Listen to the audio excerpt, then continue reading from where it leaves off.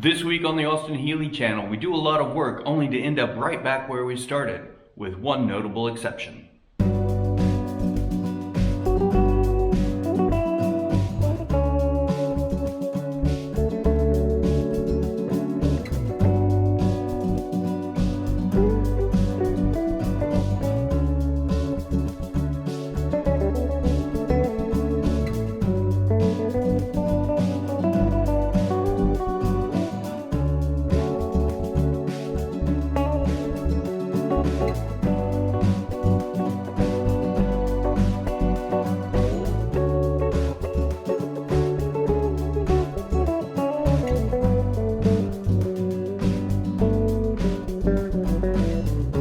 I spent most of the day putting the outer body panels on. They're just held in with a couple bolts, just enough to really hold it into position.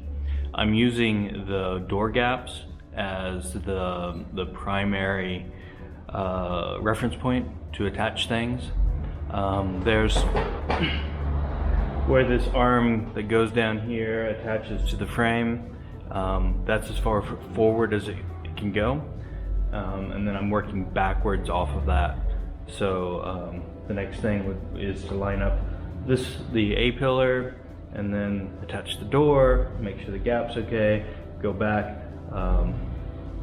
align the B pillar and so on. Right now it's all clamped in place, nothing's welded. I think tomorrow I'll start by doing some tack welds and then checking everything, checking it again.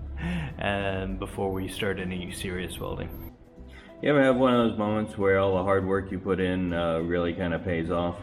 So I'd gone to the Healey Museum and taken a lot of detail shots, and that all didn't end up in the video you guys saw. But yesterday I had gotten to this point and I was concerned about what this is supposed to look like, because it seemed like it was sitting really high, and that would mean that it's tilted back or not tilted down enough, and where's it supposed to be.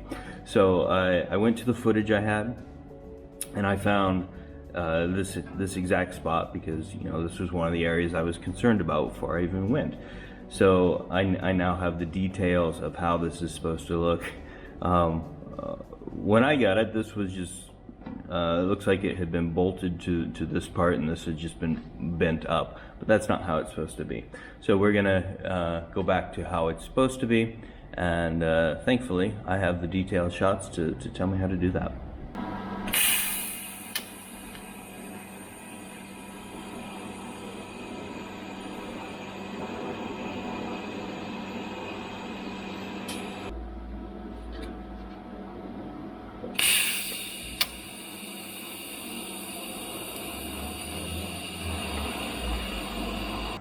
So we have one door hinge right here and another one down here. Where the gap is right here is about 2 washers thick. And down here it's like one washer thick. So what I'm gonna do is take this washer, take the hinge off, put a washer as a spacer underneath of it, so then this gap will be nice and even all the way up and down. Now you can see it's a much more consistent gap now.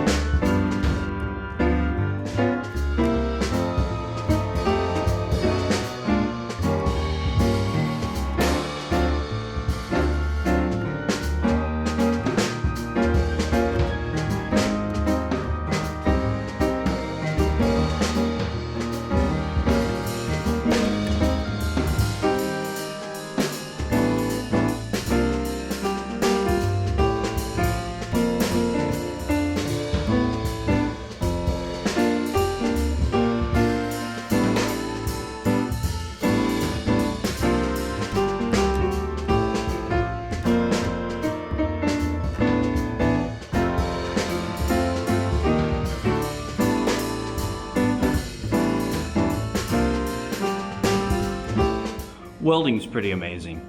I've put a few tack welds on this before I took it all apart, and already it feels solid. It's not solid enough to like go around and drive it, but it feels like it's one piece again. That's incredible. I haven't done any work this week that would tie into this week's vocabulary lesson, so I'm just going to tell you a story that was told to me by my father in this week's Say What? My dad was a career-long mechanic, working primarily for GM dealerships, Pontiac, Oldsmobile, and Cadillac. At some point in his career, the lawyers had gotten involved with the dealerships and decided that they should rename things, just to add some confusion to the vocabulary. They decided things like firewall, freeze plugs, and emergency brakes should not be used. They needed to rename them so people wouldn't be confused and they wouldn't be liable for any issues. So firewall won't protect you from a fire, so they had to call it a bulkhead. Freeze plugs wouldn't protect the engine from freezing, so they had to call them core plugs. And finally, the emergency brake did not help you in an emergency. It became a parking brake. So liability and lawyers added to the confusion of what things are called. So shout out to all the lawyers who helped us in this week's Say What?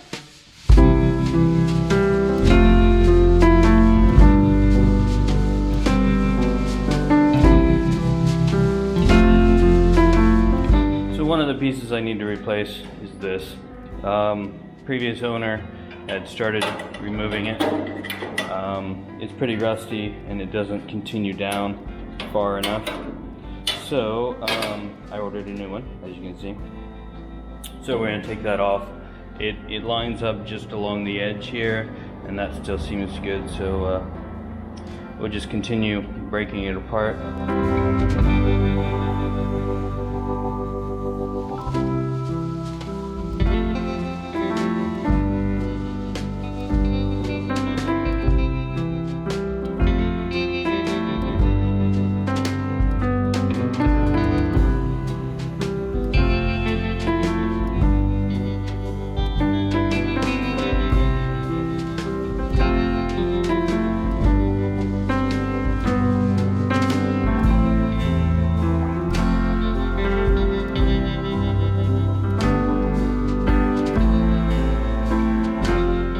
So I thought it would be a good time to focus on something small, set a small goal that I can accomplish and feel like I've made some progress. So what I'm going to do is replace this section. A bit tricky. I'm going to need to brace this to here so it doesn't wiggle too much. What I'm going to do is cut it off. That might be a bit high. About there. Come across here, cut into here, and then cut this section out as well. So then I'll have one piece. This should continue all the way down here. I have one piece here that'll even have this edge, and then I'll have to replace this back into here because it's all routed away too. So two pieces, but this will very much stiffen up this corner. I just have to make sure the corner doesn't move because I've already set it to the right gap for the doors.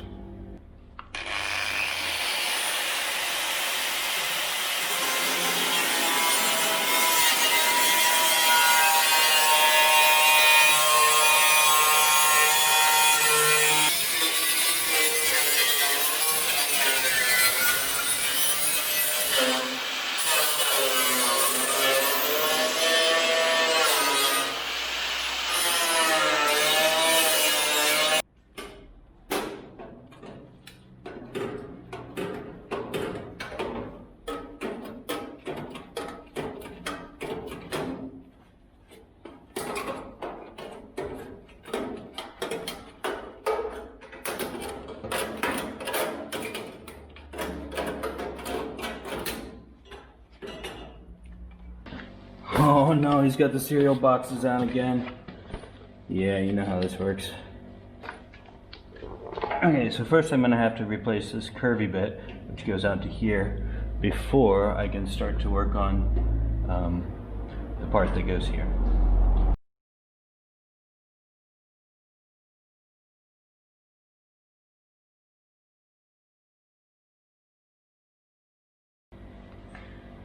Okay, I'm gonna start by leaving this long, so when it curves just a little bit, we'll have some extra room.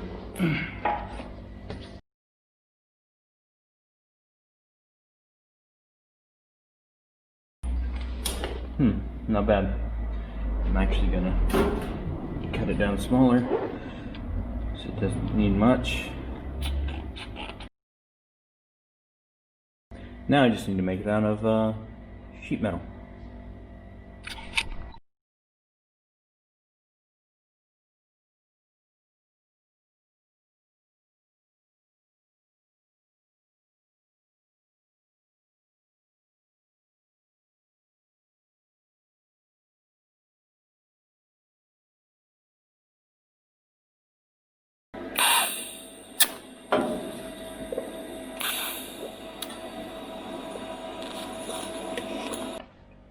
So now we need to fill in this part. It has an edge that wraps around here, gives it that 90-degree bend, adds a lot of stability to this joint, and this straight edge keeps headed south.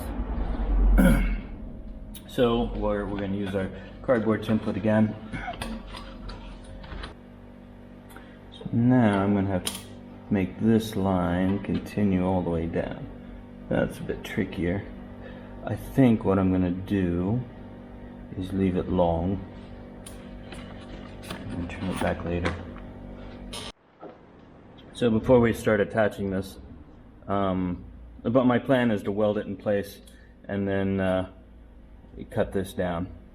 That shouldn't be that difficult, but I want to get it all lined up first. It's also a bit long on the bottom, which I'm going to leave for now.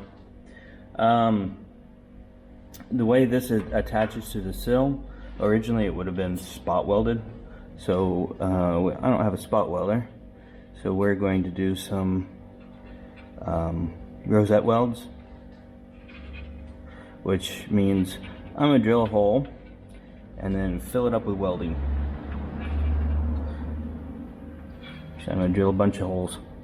8 holes should be enough.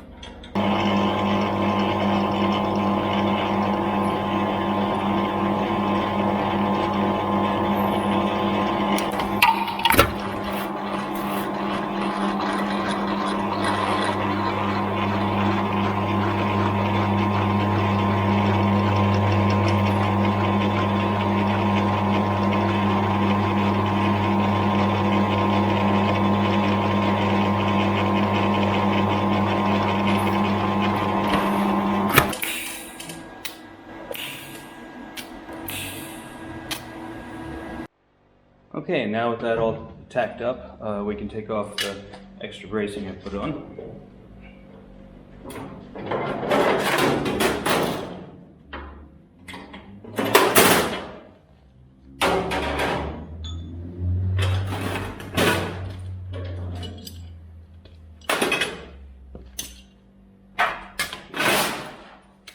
Now, we can follow the line of this on down and then cut that off.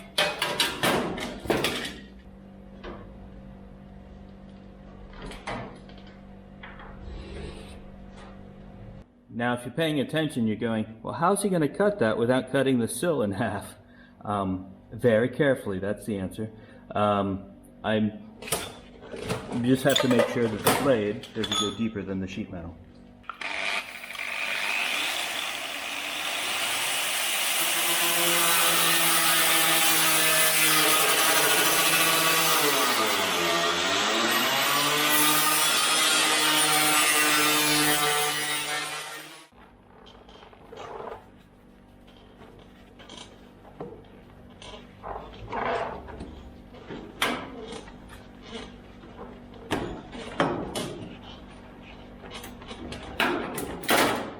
Metal fatigue. Here we are at the end of the week, right back where we started, with the front and back inner body sitting on the frame. The only difference this time is that it's in place and welded, tack welded. But it's all one piece now. It feels much better to have it back together.